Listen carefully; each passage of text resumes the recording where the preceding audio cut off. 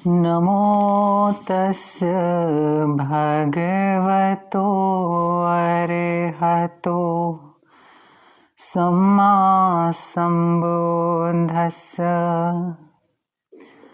नमो तस्य भगवतो अरहतो सम्मा सम्बुद्धस्स। नमो तस्य भगवतो अरहतो सम्मा सम्बुद्धस्स। उन तथागत भगवान बुद्ध के चरणों में मेरा सादर नमस्कार एवं मेरे माता पिता, मेरे आचार्यों को सभी को प्रणाम। मेरा नाम है सौरभ और आप सभी लोगों का स्वागत है धम्मवाणी विद सौरभ में। आज हम चर्चा करेंगे संगति के ऊपर। हमारे जीवन पर हमारे मित्रों का कितना योगदान है, हमारी संगति का क्या असर होता है हमारे ऊपर। कई बार व्यक्ति अच्छे मित्रों की संगति पाकर के एक अच्छा जीवन प्राप्त कर लेते हैं और कई बार कोई व्यक्ति बुरे मित्रों की संगति पाकर के अपने जीवन को अपाय गतियों की तरफ धकेल देते हैं। तो अगर आपके जीवन में कोई कल्याण मित्र है तो आप बहुत सौभाग्यशाली हैं, क्योंकि कल्याण मित्र होना सभी के जीवन में ये पुण्य की बात है। कौन होता है कल्याण मित्र?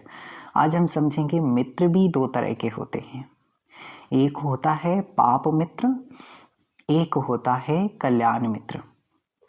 पहले कल्याण मित्र को समझते हैं। कल्याण मित्र वो होता है जो आपको गलत कामों से बचाता है एवं अच्छे कामों के लिए प्रेरित करता है। कौन से गलत काम होते हैं? नशा करने से आपको दूर रखता है, प्राणी हत्या करने से आपको दूर रखता है, झूठ बोलने से, चोरी करने से, व्यभिचार करने से, गलत काम करने से, इन सभी कामों से दूर रखने का प्रयास करता है एवं आपको वह अच्छे कामों की तरफ प्रेरित करता है, धर्म की तरफ उन्मुख करता है।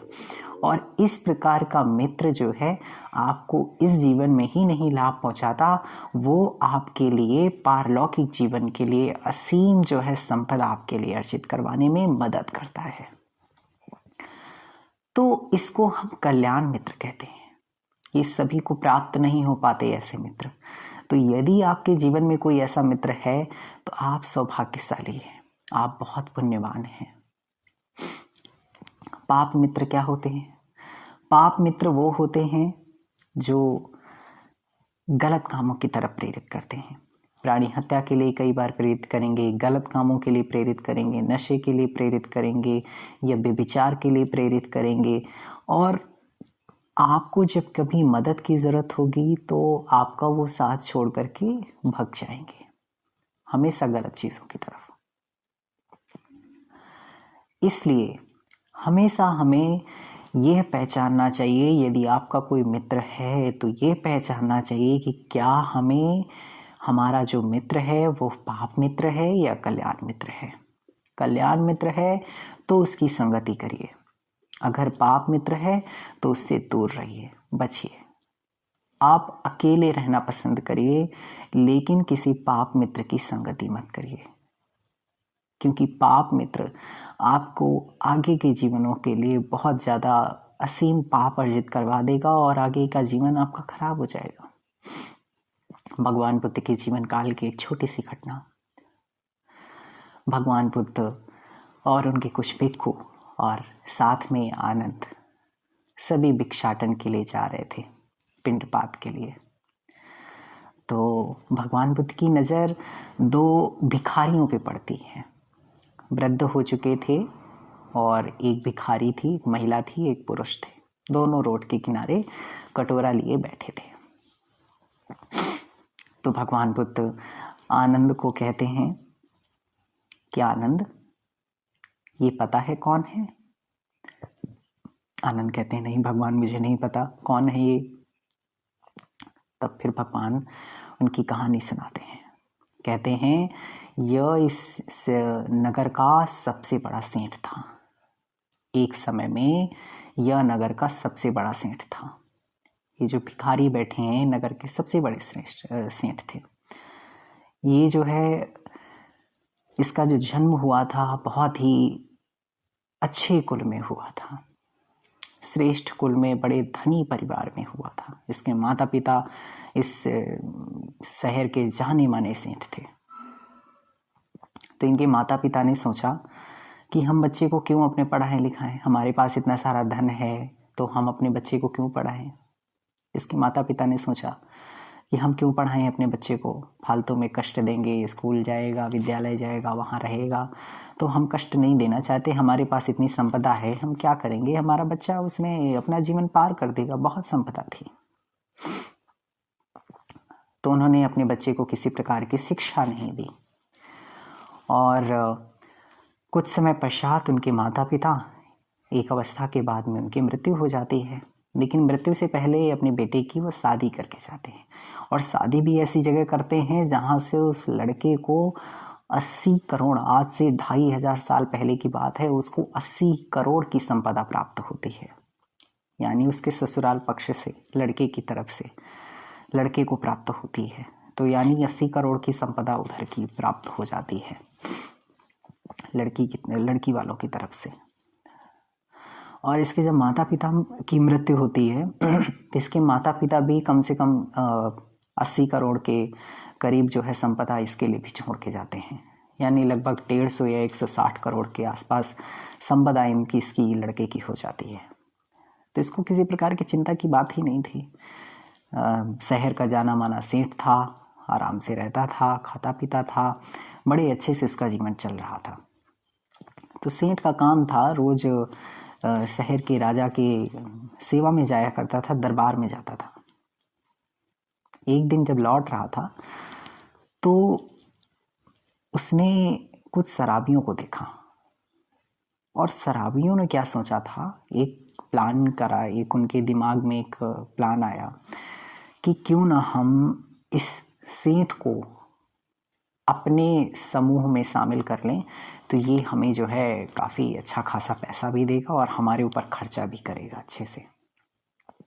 तो शराबियों के झुंड ने जो है वो चिकन लेके और मांस लेके और मदिरा लेकर के बैठ जाते थे चौराहे में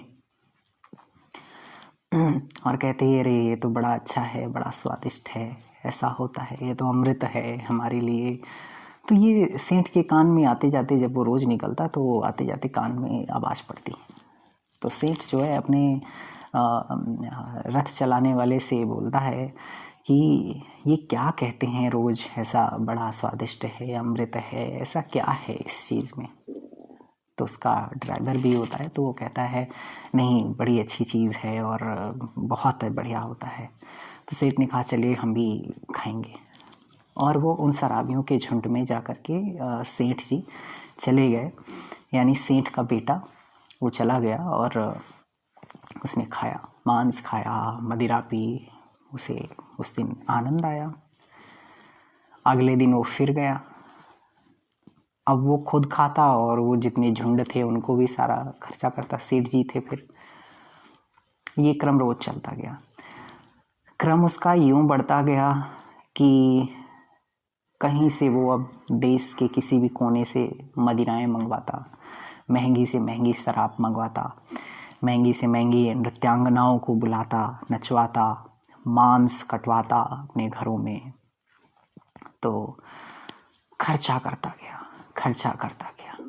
धीरे धीरे धीरे धीरे धीरे धीरे करके वो बहुत ज़्यादा खर्चा करने लगा, मदिरा के ऊपर और लड़कियों के ऊपर। नृत्यांगनाओं को बुलाता और ढोल तमाशे वालों को बुलाता, घर में रोज नाच नौटंकी होती और मदिरा चलती, मांस बनता रोज। ये क्रम उसका रोज का हो गया। धीरे धीरे धीरे धीरे करके अब वो दूसरा कोई काम भी नहीं जानता, तो काम तो नहीं करता था। जो उसको संपदा उसके माँ बाप के द्वारा प्राप्त हुई थी, उस लड़के को सिर्फ वही संपदा का वो उपभोग कर रहा था। एक समय आया कि धीरे धीरे करके उसकी सारी संपदा खत्म हो गई। वो 80 करोड़ की संपदा पूरी की पूरी खत्म हो गई। अब उसने जो है अपनी पत्नी की संपदा को खर्च करना चालू किया। एक समय आया कि वो उसकी संपदा को भी खत्म हो गई। फिर उसने अपने घर को बेच दिया, अपना सारा सामान बेच दिया, सब खत्म हो गया। इसके बाद क्या हुआ, वो जो जिसके मित्र थे, वो जो शराबी थे सारे, वो सब छोड़ छोड़ के चले गए। पाप मित्र की पहचान होती है कि जब भी कभी आपको आवश्यकता होगी, आपके जीवन में कोई कठिनाई होगी, तो वो आपको छोड़ देंगे। इसलिए हमेशा इस तरह के मित्रों से बचना चाहिए, जो सिर्फ आपको प्रयोग में लाने के लिए इस्तेमाल कर रहे हैं, आपके साथ में हैं। ऐसे लोगों को पहचानिए, अपना हित देखिए कि कौन मित्र वाकई में मेरा हित चाहता है और कौन मित्र मेरा हित नहीं चाहता है। यदि आपके जीवन में कोई ऐसा मित्र है जो कल्याण मित्र की तरह है, तो उसको अपने जीवन में रखिए, उसको पकड़ के रखिए, उसको जाने मत दीजिए। और यदि ऐसा कोई मित्र नहीं है, सिर्फ पाप मित्र हैं, तो आप पाप मित्रों से अलग हो जाइए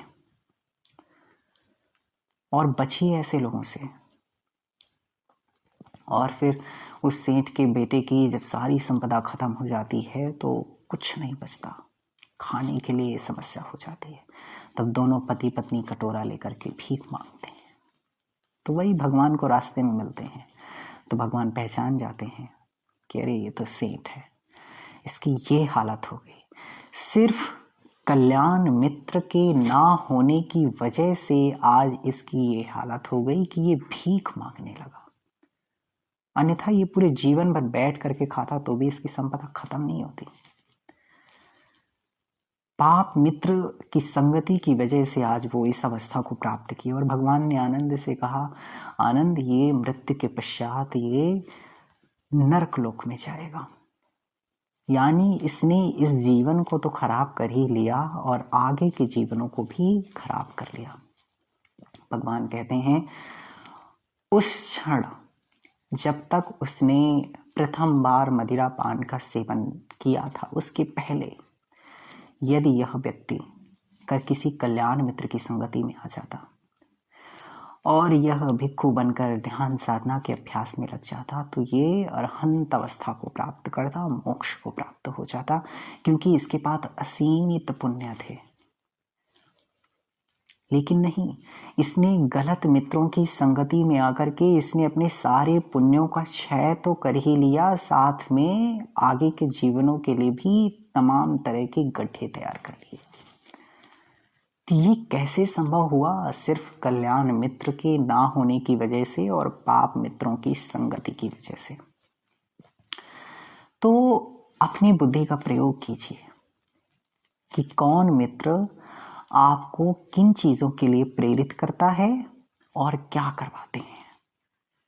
क्या आपके मित्र सिर्फ आपसे इस वजह से जुड़े हुए हैं कि आप उनको मदिरा पान कराएंगे या कुछ खिलाएंगे, या वो उनका आपसे कोई हित है, गलत कामों के लिए प्रेरित हो रहे हैं, या बस ऐसा है तो छोड़ दीजिए। आप अपने लिए समस्याएं मत पैदा कीजिए, अपने पुण्यों को मत क्षय कीजिए, अपने पुण्यों को मत खराब कीजिए। लेकिन यदि कोई कल्याण मित्र है आपके जीवन में, तो वो अगर दूर भी जा रहा है तो उसे बचाने का प्रयास करिए, क्योंकि वही एक व्यक्ति ऐसा है जो हमेशा आपको एक आईने की तरह काम करेगा, आपकी गलतियों को आपके सामने प्रदर्शित करेगा और आपको सही रास्ता दिखा करके सही रास्ते में बढ़ने के लिए प्रेरित करेगा। और यदि आपके जीवन में कोई कल्याण मित्र नहीं है तो आप अकेले रह जाइए, लेकिन मूर्खों के साथ मत जाइए, मूर्खों की संगति मत कीजिए। संगति का हमारे जीवन पर बहुत बड़ा असर होता है, वातावरण का हमारे जीवन पर बहुत बड़ा असर होता है। समाज में आप देखिए, आजकल के बच्चे, आजकल की युवा पीढ़ियां क्या हो रही हैं। आजकल के युवा नशाखोरी कर रहे हैं, व्यभिचार कर रहे हैं, गलत काम कर रहे हैं, प्राणी हत्या में लगे हुए हैं, झूठ बोलते हैं, चोरी कर रहे हैं, यहाँ जुआ खेलते हैं। ये सब काम क्यों कर रहे हैं? क्या उसमें सिर्फ बच्चे का ही हाथ है? नहीं, सिर्फ बच्चे का हाथ नहीं है, उसके वातावरण का उस पर बहुत बड़ा प्रभाव है, क्योंकि उसके परिवेश में वो सारी चीजें घटित हो रही हैं। उसके परिवार में वो चीज़ें घटित हो रही हैं, उसके समाज में, उसके स्कूल में, उसके मित्रों के द्वारा ये सब चीज़ें उसे सिखाई जा रही हैं, सिखाई ना भी जा रही हों, क्योंकि वो बच्चा देख रहा है जिन चीज़ों से वो प्रभावित हो रहा है। बच्चे के जीवन पर या किसी भी व्यक्ति के जीवन पर उसके समाज का, उसके घर का, परिवार का बहुत बड़ा योगदान होता है। इसी को हम कहते हैं संस्कार। संस्कार कोई बाजार में मिलने वाली दवा नहीं है कि आप लेके आओगे और दवा पिला दोगे, बस ऐसा नहीं है। संस्कार हम व्यवहार को कहते हैं। व्यवहार क्या? जिस प्रकार से माता पिता बच्चे के सामने प्रदर्शित होते हैं, व्यवहार प्रदर्शित करते हैं, उसी प्रकार से बच्चे का व्यक्तित्व बनता है। जिस प्रकार से स्कूल बच्चे के सामने व्यवहार प्रदर्शित करता है, उस प्रकार से बच्चे का व्यक्तित्व बनता है। जिस प्रकार से समाज बच्चे के सामने व्यवहार प्रदर्शित करता है, उसी प्रकार से बच्चे का व्यक्तित्व बनता है। एक नया युवा तैयार होता है, और वो युवा तैयार हो रहा है शराबी, जुआरी, तो इसके पीछे सिर्फ बच्चे का दोष नहीं है, उसके पीछे उसके स्कूल का, उसके समाज का, उसके घर का बहुत बड़ा दोष है। तो बच्चों को अच्छी परवरिश देने के लिए शुरुआत हमें यहाँ से करनी होगी, अपने घर से करनी होगी। कहाँ जा रहा है, कहाँ नहीं जा रहा है हमारा बच्चा, ये सारी चीज़ों पे ध्यान देने की बात है। और यदि बच्चा बड़ा है तो उसे इस बात को समझने की ज़रूरत है कि उसके पास जो मित्र हैं, क्या वो वाकई में उसके लिए हितकर हैं, कल्याण मित्र हैं या पाप मित्र हैं। अगर पाप मित्र हैं तो हमें बचना चाहिए, कल्याण मित्र हैं तो उनकी संगति करनी चाहिए, क्योंकि वो वाकई में उसे अच्छे काम के लिए प्रेरित करेंगे। उसे जगह जगह पर जब भी उसे वो गिर रहा होगा तो उसे संभालने का प्रयास करेंगे। तो कल्याण मित्र होना बहुत पुण्य की बात है। सबको में प्राप्त नहीं हो पाते हैं कल्याण मित्र, बड़ी अच्छी बात है, लेकिन मूर्खों के साथ कभी नहीं जाना है। यदि आपके जीवन में कोई बुद्धिमान व्यक्ति है जो आपसे ऊंचा है और वो आपको अच्छे कामों के लिए प्रेरित कर रहा है, तो आप बहुत भाग्यवान हैं। और यदि नहीं है तो प्लीज मूर्खों के साथ में तो मत ही जाइए, अकेले रह जाइए, वो बहुत अच्छा है। इसलिए बच्चों के ऊपर हम जब ध्यान देंगे, अपनी पहली चीज तो अपने आप को ठीक करना है। जब तक हम खुद पे कोई काम नहीं करेंगे और खुद ठीक नहीं होंगे, तब तक हम दूसरे पर किसी भी तरह का प्रभाव नहीं डाल सकते हैं। तो पहले हमें खुद को ठीक करना है, एक अच्छा व्यक्ति बनना है, एक अच्छा इंसान बनना है। इसके बाद में हमारे व्यवहार को देख करके लोग स्वतः ही सीख जाएंगे, किसी को बताने समझाने की ज़्यादा ज़रूरत नहीं पड़ेगी, क्योंकि हमारा व्यवहार लोगों के सामने प्रदर्शित होता है और लोग सीख जाते हैं। मुझे आशा है कि आपको ये वीडियो अच्छी लगी होगी, और अच्छी लगी है तो इसका फीडबैक और कमेंट बॉक्स में ज़रूर दें। सभी का मंगल हो, सभी का कल्याण हो, आप सभी लोग निर्वाण के रास्ते पढ़ते जाएं। आप सभी का कल्याण हो, सभी का मंगल हो।